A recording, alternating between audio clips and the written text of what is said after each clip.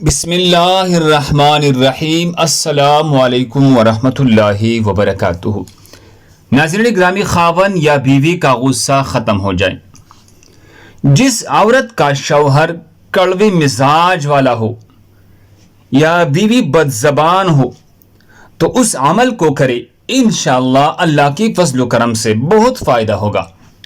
یا مقلب القلوب والابصار، یا خالق اللیل والنہار، یا لطیف یا غفار، یا مقلب القلوب والابصار، یا خالق اللیل والنہار، یا لطیف یا غفار۔